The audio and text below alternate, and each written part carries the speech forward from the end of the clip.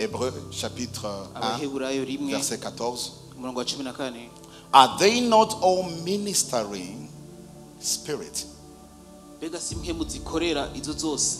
sent forth to minister for those who will inherit salvation? Now, là c'est spécifique. Je ne sais pas si vous avez compris. Ils ont été envoyés spécifiquement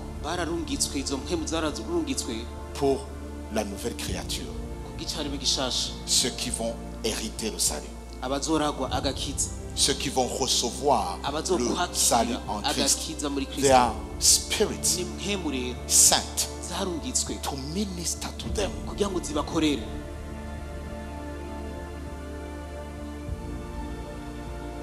La vie chrétienne ne devrait pas être une vie de labeur. Glory to God. Comme si nous étions seuls. Comme si nous n'avons personne. Comme si nous n'avons personne pour nous aider. Non. Nous devrions savoir que le Père, il a pensé à tout. On reste sur le même son. Gardons le même son. Praise God. Sent forth to minister for those who inherit salvation. Praise God. Hallelujah. Nous ne sommes pas seuls. Non, Dieu a pensé à tout. He's a good father. He's a good father. Praise God. Alors, dans son monde, Dieu a envoyé Spirit to minister. Vous comprenez le mot minister? Praise God. Minister. To save. Le mot ministre là-bas, c'est comme une personne, c'est comme la personne qui se trouve à la table. Vous voyez? Un serveur. Un serveur. Et qui amène la nourriture et qui vous donne. C'est la même chose. Il a envoyé des anges, des esprits. Maintenant, des fois, les seuls esprits que nous connaissons, nous disons, oh, ce sont tous des anges. On les appelle des anges. Mais ils sont en plusieurs catégories. There are many. Ça veut dire qu'il y a même des esprits qui travaillent dans les ateliers de couture, qui travaillent. Yeah. In heaven.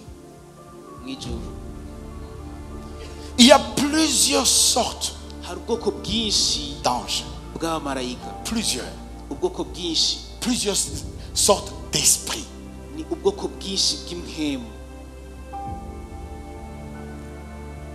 y a ceux qui sont petits, il y a ceux qui sont grands, il y a ceux qui ont les visages des hommes, il y a ceux qui ont d'autres visages. There are many. There are many. Praise God. There are many. Quand vous lisez en Révélation 5, verset 11, c'est là où vous voyez combien ils sont nombreux. Quand vous lisez en Révélation 5, 11, vous avez déjà lu là-bas. Ils sont nombreux. Then I looked and heard the voice of many angels. Around the throne, the living creatures and the elders, and the number of them was 10,000 times 10,000 and thousands of thousands.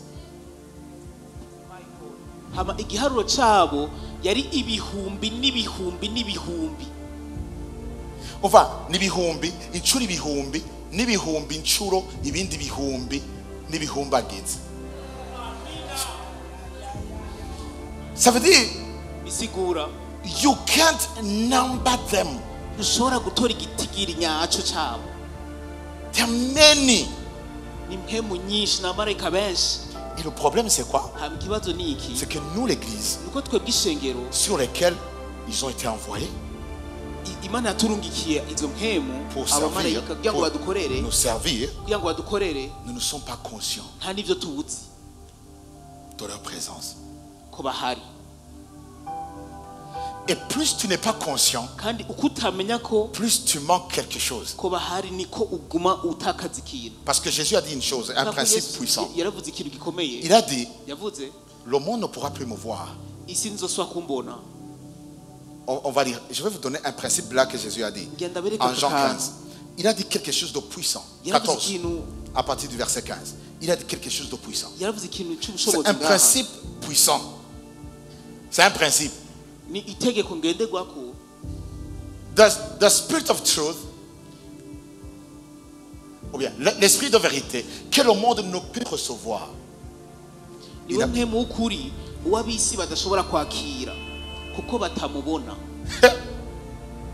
entendu?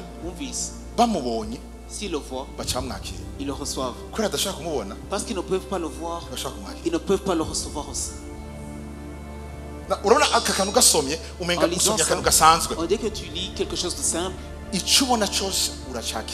ce que tu vois, tu le reçois. Abraham, là où tu vois, je te le donne. Vous avez entendu ça? Ce que tu vois, tu le reçois. Y a-t-il quelqu'un qui a entendu? Avez-vous entendu ça?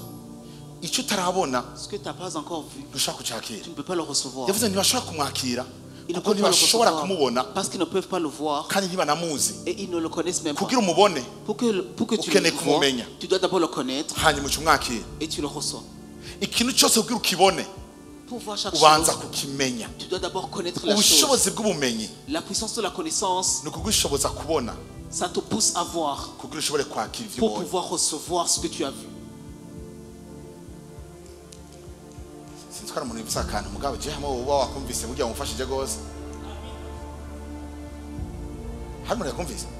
a-t-il quelqu'un qui a entendu ce que j'ai dit? Chaque chose que tu évites de voir, tu ne pourras pas le recevoir. Je ne sais pas si tu entends ça. Praise God. Alléluia. Praise the Lord. Alléluia.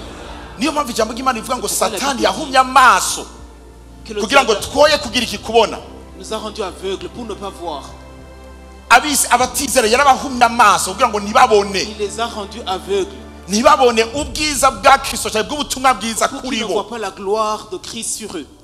Apana ku Mana. Pas sur Dieu. Ntibabone kuri bo.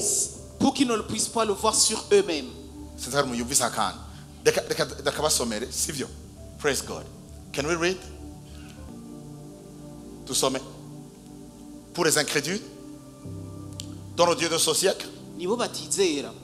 Bamwe Imana y'iki gihe yahumye imitima ngo umuco ntubakire w'ubutumwa bwiza bwa Kristo. Praise God. Non. Tu vas lire encore.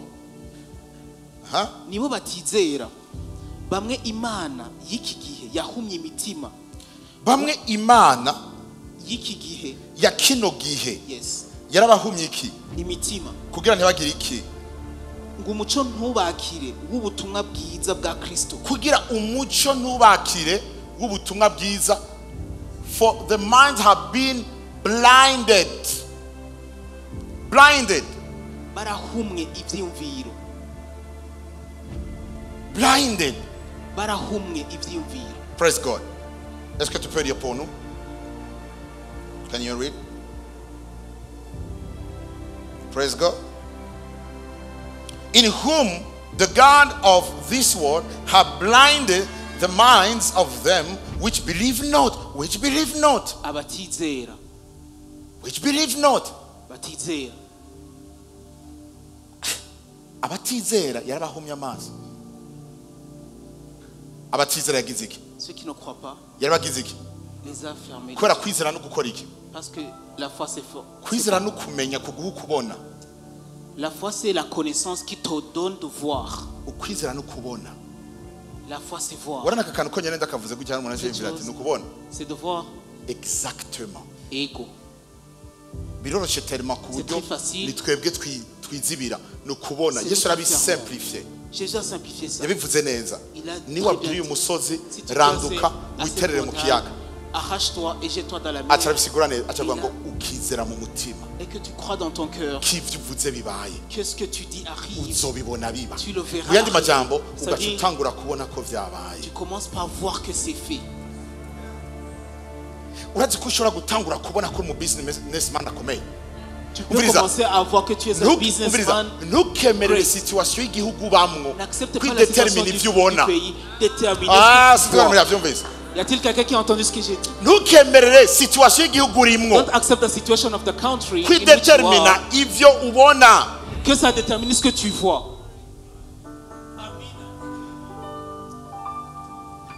Ntukemere situation y'igihugu urimo. Ntukemere famille uvamwo. Que la famille dans laquelle tu te trouves. Ntukavyemere. N'accepte pas. Ntukemere akazi uriko urakora today. N'accepte pas que le travail que tu fais maintenant. Que ça détermine.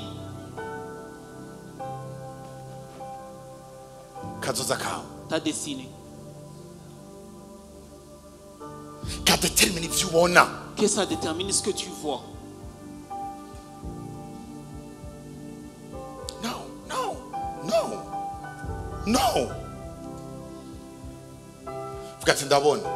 Dis je vois.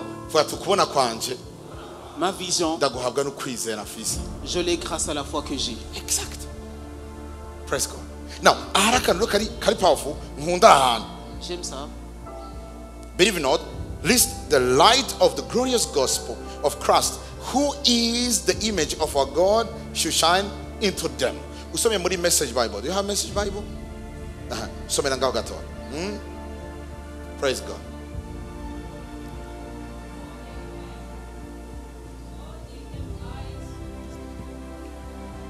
All they have eyes for this, for all they have eyes for is the fashionable God of darkness. They think he can give them what they want. And they won't have to bother believing a truth they cannot see. They are stone blind.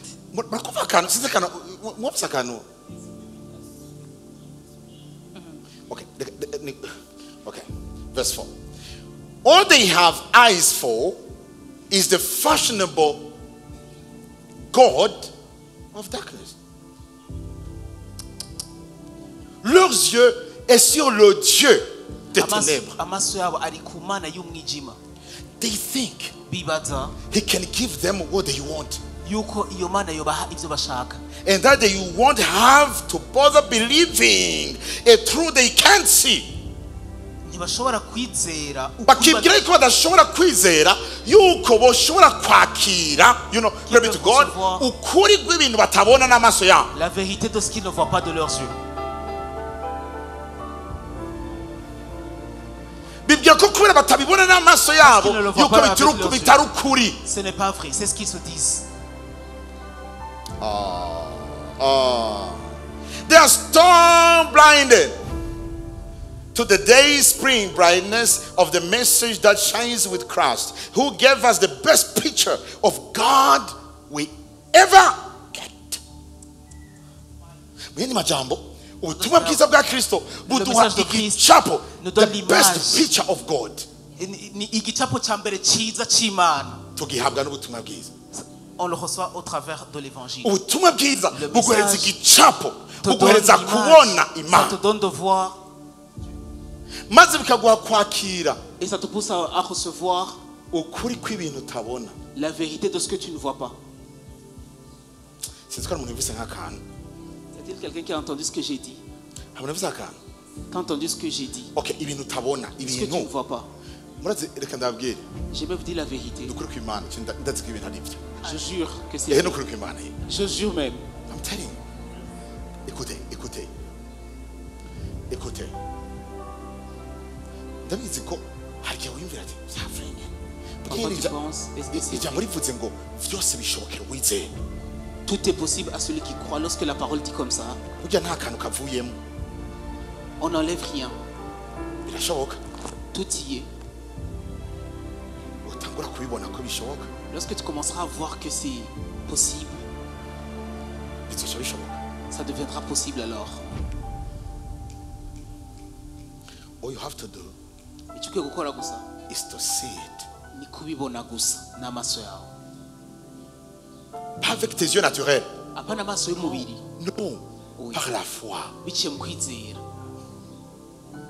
Ibi bintu n'ukuri, Ça c'est vrai. kabiri sérieux, c'est vrai. Praise God. Cyane n'ababajije ikintu, J'aime vous poser la question. reka se nuba chokoza gatoya, sivyo? Je vais vous déranger un peu. Muce mubona ko Imana n'umugororotsi nta kosa na rimwe tuyitako. Imana iragororotse. Et en tout, Imana irakundana. Dieu aime les gens. Ko nta kosa ifite. Ndabakarure gatoya. Kari simple. Je vais vous donner un exemple. Muce mwipoza question ati none hamwe twosanga ivyo bintu avuze ari ivyo. Si on voit que c'est vrai, bisigura yuko ikosa atari ry'Imana. ça dit que l'erreur n'est pas vers Dieu. Na Satani nta bushobozi afise tutamuhaye. Et le diable n'a pas de puissance lorsqu'on ne le lui donne pas. Iyo winjiye mu nzi wawe, Lorsque tu entres dans ta maison, ukaraba ibiri mu nzi wawe, et que tu regardes ce qui s'y trouve, cyane imba warubatse inzu, ou bien si tu as construit une maison, cyangwa ukaraba ibiri mu nzi wawe duheraho nyene, ou bien tu regardes ça, qu'on commence par là. aha nyene wicaye, Là où même tu t'assois, uza gusanga ivyo ufise mu nzu, qu'est-ce que tu as dans ta maison? igikombe kihari, kirahuri kihari, ikintu ufise, Chaque chose que tu as, intebe ihari, iki les chaises, les gobelets, ni ibintu wamye ubona.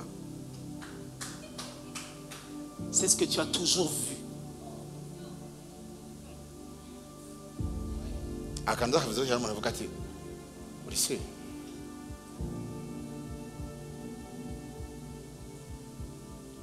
ni ibintu wamye ubona. C'est ce que tu as toujours vu. Intebe ufise muri saro nizo wamye ubona. Les fauteuils que tu as dans ton salon. Gusa c'est ce que ni tu as wigeze ubiha importance kuko vyashitse igihe utavyiteze waranavyibagiye. Tu n'as pas donné de l'importance à ça parce que Mugabo c'est arrivé nivyo wamye ubona. où tu ne te prépares même pas. C'est ce que tu voulais toujours voir. Okay. Iki kintu cyo kubona iyo ndakivuze imisi yose hari Parce que je dis voir, ni kuri ariko ijambo rimbwira. c'est ce que la parole me dit. Ura musanzwe iri jambo rivuga ngo oh my God, I like this word. Turisome, lidusome. Faith empowers us to see that the universe was created and beautifully. Faith empowers Ukwizera kuduha ubushobozi to see. bwo kubona. Empowers to see. Ukwizera kuduha ubushobozi bwo kubona.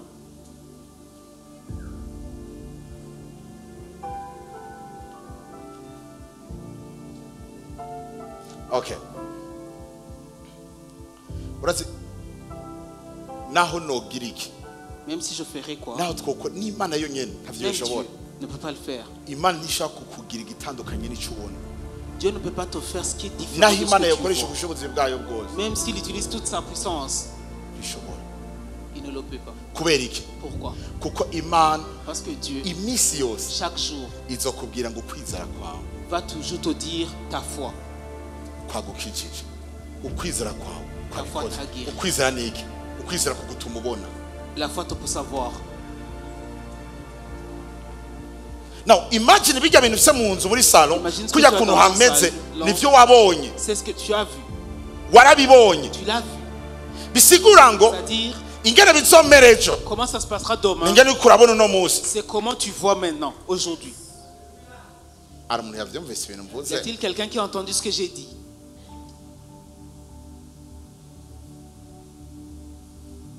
ntibashobora kunyakira kuko ntibashobora kumbona. Ils ne peuvent pas me recevoir parce qu'ils ne me voient pas. Yaratanze isiguro ntibashobora kunyakira kubera ko impamvu ni ko badashobora kumbona. C'est parce qu'ils ne me voient pas.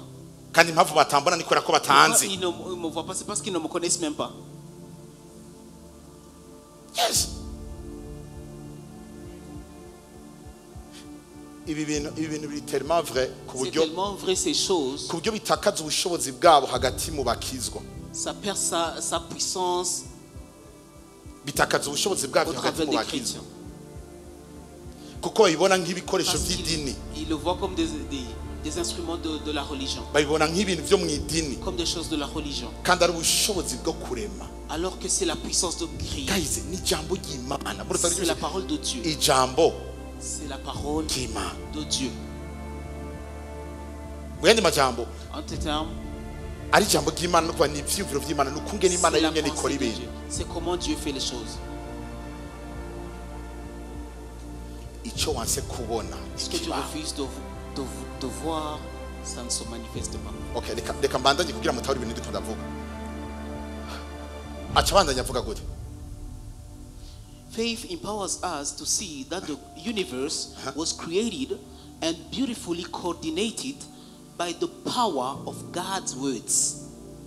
By the power of God's words. Différence mu bakizwa problème hari ni yahe? Nuko dusoma canke mu ba chrétiens, you know, mu ba chrétiens. Turasoma, on lit. Hama Patira gacarangiza avuga ati horana n'umukama yongera hone nawe iyo niriyazwe n'umukama. Urumva niriyazwe n'umukama tutirirwa nta bucuti dufitani twavyumvise ivyo ariko arayaga then bye tuzosubira au revoir on va continuer. Ntituzi ko mu bisanzwe aho Imana irikira duhishurira kungene yikora ibintu kugira natwe tubikore nk'uko ibikora. Nous-mêmes nous le faisions de la même manière. Iyo isi ngo yatondetswe n'ijambo ry'Imana. Ukwizera kudutuma tumenya kandi tubona yuko isi yatondetswe n'ijambo ry'Imana. Imana yabikoze. Ico gihe n'Imana yari mu ngorane si twebwe. C'est Dieu qui était. Kuko Imana yaraje isanga isi yayo yarayihinduye kwera irishavuye hanyuma irayidetruiza hanyuma en colère, il a détruit la terre. I want to change this. Il a dit shaka guhindura ibinyene. Kugira ndabihindure rero. Pour le changer. Imana yashikora iki? Dieu a fait quoi? Ngo yabihinduje ijambo ryayo. He used the word. Okay. Ukwizera kuratwereka yuko Imana yabihinduje ijambo ryayo. La foi nous montre que Dieu a changé ces choses. Nico gituma ukwizera kutwereka yuko natwe dushobora kubihinduza ijambo. La foi nous montre qu'on peut aussi le changer les situations en utilisant la même parole. Jahano ndahasomye harantera ubwoba. Je nazi ko igitabo cy'Abaheburayo nzofata ndagikate hajya neza gutya. Je vais déchirer le livre d'Hébreux. Umuntu akige. Pour manger ça. Kugira yumve ko cyo. Pour entendre que. Kuko uhasomye hakubwira ngo kuko kwizera. À cause de la foi. Enoch yaciye asimba uruvu. A sauté la mort. Gwaraje gutya acara rusimba rucara camuzi. Il a sauté la mort. Kwizera. We bibiri harakantu bibiri ivuga usomye muri Message Bible canke Amplify ivuga ngo by an act of faith. Biciye mu gikorwa cyo kwizera. Ngo biciye mu gikorwa cyo kwizera. Muyandi majambo Enoch hari ibintu yakoze mu kwizera. A fait des choses par la foi. By an act abara of faith. uruvu. Numus turafise sense. Genzanire sense na yiwanje kindi yizani. Ndabereke umviriza. Uwe ujya mukate ubonye gutya ugira ati ni mukate uhajya kwa kapacha kwa okay iyi nayo ni grenadine okay wowe rero kubera ari umukate kwa kapa na grenadine c'est le pain de chez Kapa ugiza gusanga yo ifarine n'isukari niki tu vas voir la farine kubera nivyo wagize mugabo biciye mu gikorwa cyo kwizera vers de l'acte de la foi mu gikorwa cyo kubona mu gikorwa cyo kubona mu gikorwa cyo kwizera de croire de la foi. Wabonye mu maraso urabona, wabonye mu mukate urabona. Tu as vu dans le pain. Enoch nawe hari gikorwa cyo kwizera yakoze. Il y a quelque chose qu'il a fait. Acte de foi. Ico gikorwa gikoze. Cet acte de foi cyatumye adapfa. Oh. He never had to experience death.